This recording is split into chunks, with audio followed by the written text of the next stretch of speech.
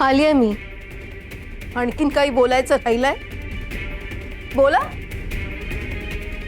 घरातून जातेय मी. तोंड काळं करतेय.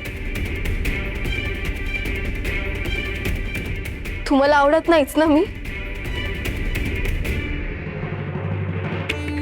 अगं वेडी आहेस का? असं कसं होईल?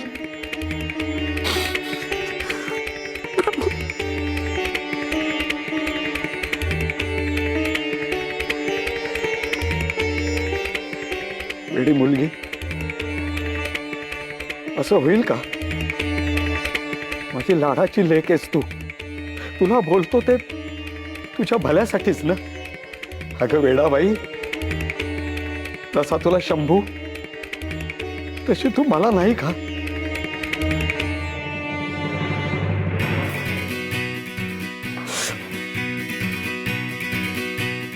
केवढा लाल झालाय नाकाचा शेंडा. चटकाच बसला.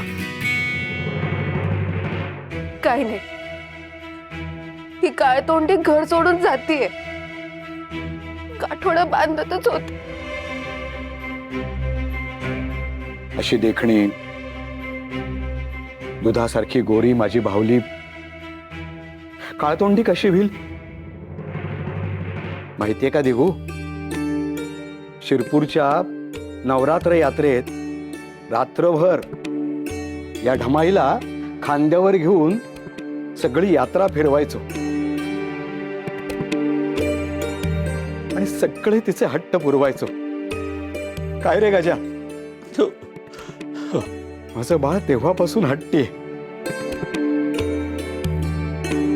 फणस, अगदी फणस, वरवर खरखरीत, पण हात गोड करे. रुसवा, गोड रुसवा. अबा.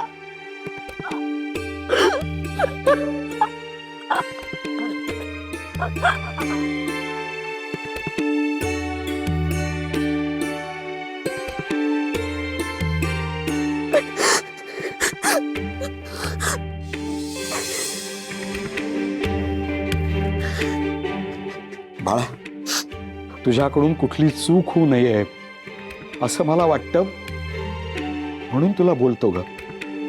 दिगू सखून मला समजावून सांगितलं की तुझ्या सासरी काही क्लेश, काही अडचण आहे, पण म्हणून आम्ही तुला सोडू का? या घरावर जितका दिगू, विनूचा हक्क आहे, तेवढाच तुझाही आहे. या घरात तुम्हा सगळ्यांना गुण्यागोविंदानं राहायचंय. मग सतत सखूचा राग कशाला, धुसफूस कशाला? इथे राहा, पण आनंदाने राहा. काही नियम घालून घे. जाता येता सखूचा अपमान करायचा नाही. कामात मदत करायची. ती तर अखंड काम करतेच. 2 कामं आपणही करावीत. काय?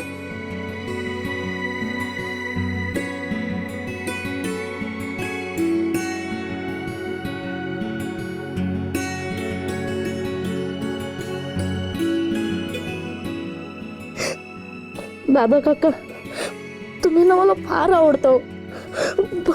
बघा, मी ना मोठं होऊन तुमच्यासारखंच होणार. तुझ्याकडून खूप मोठ्या अपेक्षा आहेत. आपल्या दिगू दादाला साथ दे. तोही तुला कधीच अंतर देणार नाही.